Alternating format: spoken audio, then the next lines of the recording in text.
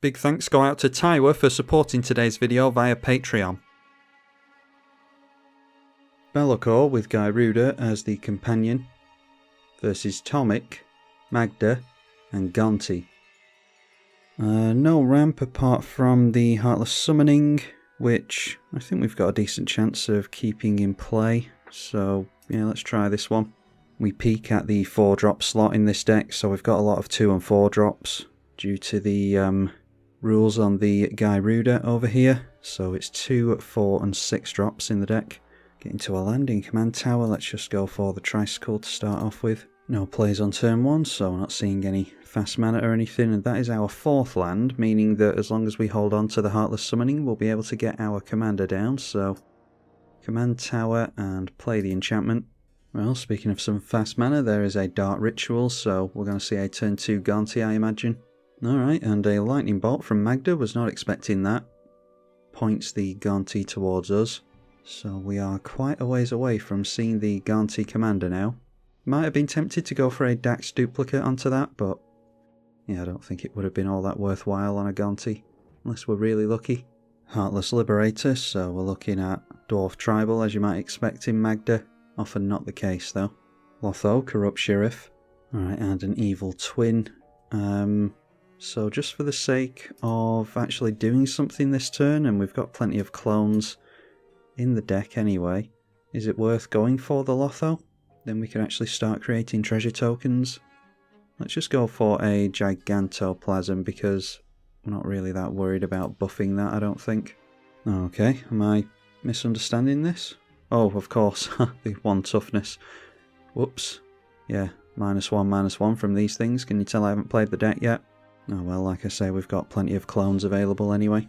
I think next turn we're going after a Bloodthirster, so that we can start swinging in the air and going after some extra combats, then the commander into that, I imagine. A Gifted Aetherborn for the Gonti. Won't be Aetherborn Tribal, surely. And we see the second commander in Magda, Brazen Outlaw now. Haven't seen a 3rd land yet, but we'll be able to make a treasure by swinging in towards us.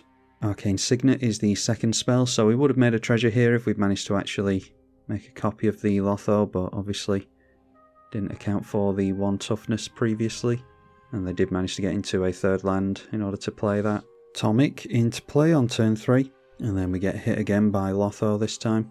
Okay, an Arcane Signet. Now I was going to go for the Bloodthirster here, like I said, but would we rather ramp? Because that means that if we get into a land next turn, we'll have 6 mana, meaning it's our commander and a clone effect.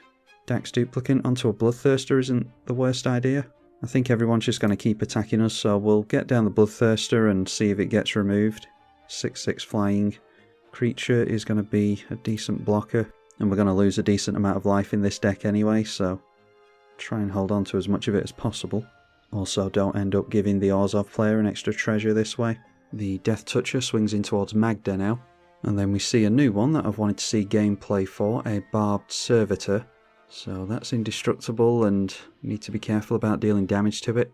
A Roaming Throne confirming that this is likely to be a tribal deck unless it's simply here for the Magda. So turning in 2 creatures sideways gets 4 triggers on the stack thanks to the Roaming Throne, making a lot of treasure here.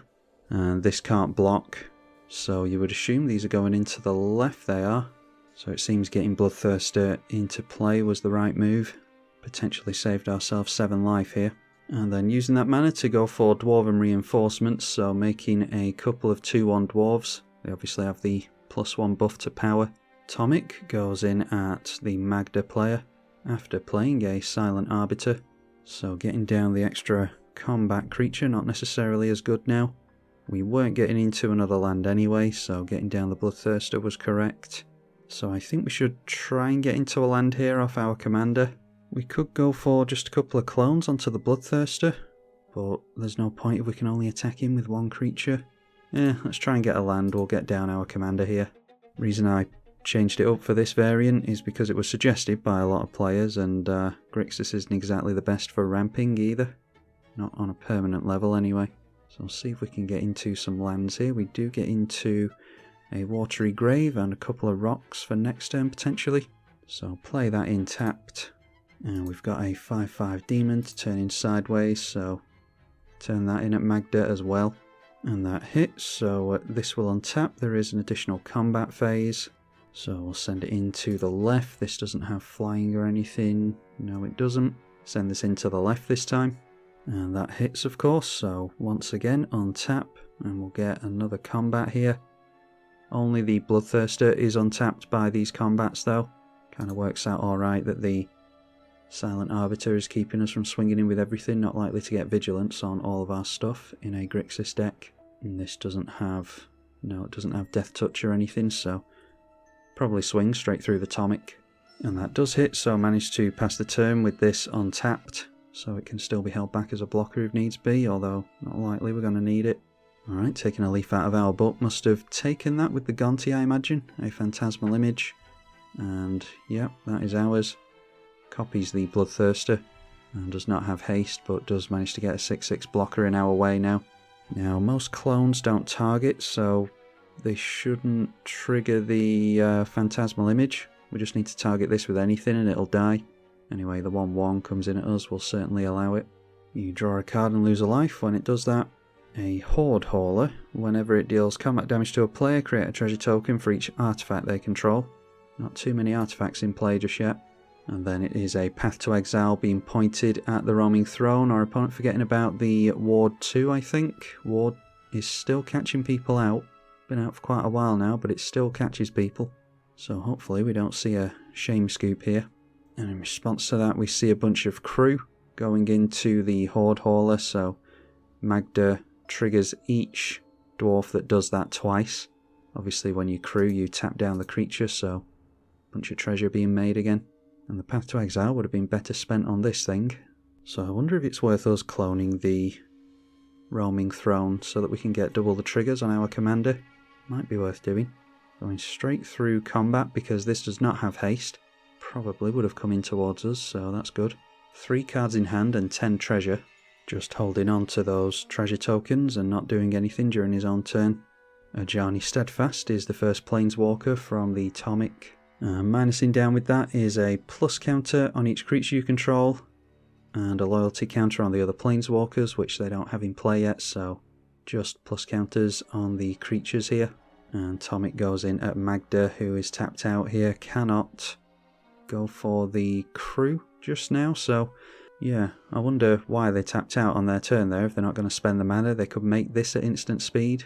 I suppose if everyone's tapped out, there's less likely a chance that they'll be interfered with.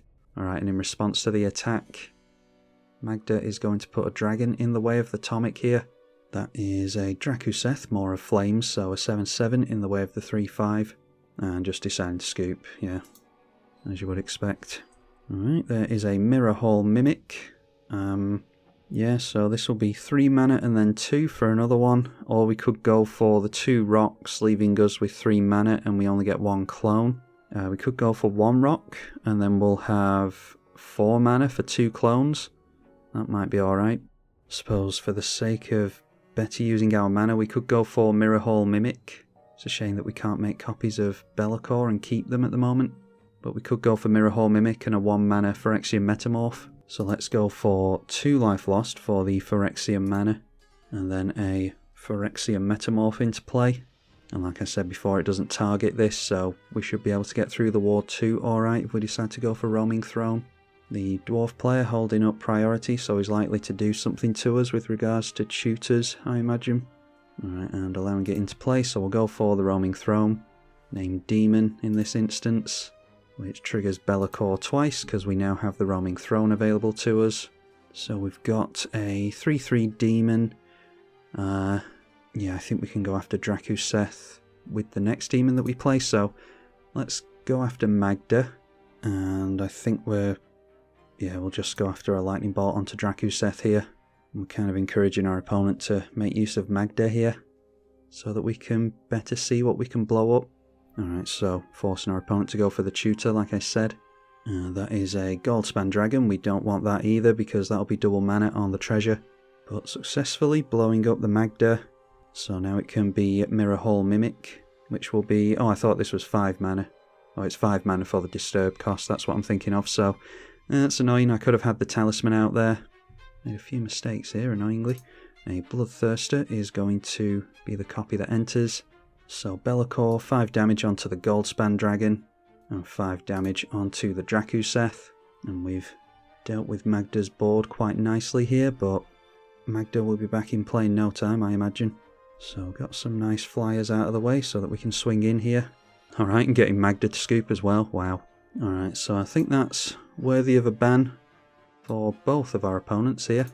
If the Orzhov player had actually managed to stick it out, he would have seen that I dealt with the Dwarf player's board quite nicely, and maybe could have actually played the game out. Anyway, we can't attack into the 6/6 demon here, so pass the turn over. Might actually get to see multiple triggers from the Be'lakor this way though. Noteworthy that we can destroy the Bloodthirster demon with the Evil Twin once we get Summoning Sickness away from it. Going to allow them to draw another card. At least Magda allowed us into a Roaming Throne before he bounced. And now a Skull Clamp. Won't want to Skull Clamp this thing, I wouldn't have thought, and killing off his own Skull Clamp, or killing off his own Phantasmal Image with the targeting of the Skull Clamp, so really just helping us out here. Been a bit of a train wreck of a game this. But if we get to see some of this Be'lakor demon action, then that'll be alright.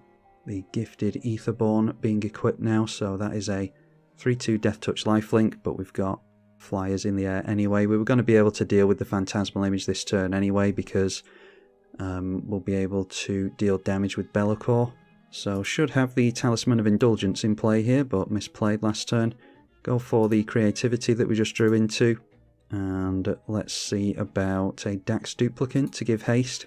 So that will come down as a copy of Bloodthirster, and Be'lakor going to trigger twice, so let's just point the damage straight at our opponent. That is 5 damage and 5 damage. I think it's safe to say that we've got our opponent here. So just for the fun of it, let's go for Vizier of Many Faces, and we'll use this to refill our hand with the Be'lakor. Make a copy of the legendary, and that puts 4 triggers on the stack with Be'lakor because we've got 2 in play, but before any of that we need to choose which one to keep. We will keep the original and allow the clone into the bin. Alright, and our opponent not playing it out here, so draw X cards, lose X life, where X is the number of demons you control. So upon resolution that would have been 5 twice. So first off, we just draw into 5 lands. This is why you should try and play it out, although like I say, I think we had our opponent there anyway. And then that's much better. Another clone effect, another demon, some ramp and removal. And then obviously it's more damage to our opponent's face. We turn in sideways, we get an additional combat, which we can't swing into our opponent with because of Bloodthirster's ability. But anyway, there we are. Be'lakor, the Dark Master. Hopefully you all enjoyed it. If you've seen this one, then I apologise, but no one plays if they're losing. I'll probably pull this out again in a few weeks' time because I think this is a better variant than the one I was playing previously, and we didn't even get to see any Gyruda action there. So I'll see you all in the next one, hopefully. Massive thank you to the patrons for their support of the channel. I'm tribalkai. Thank you for watching.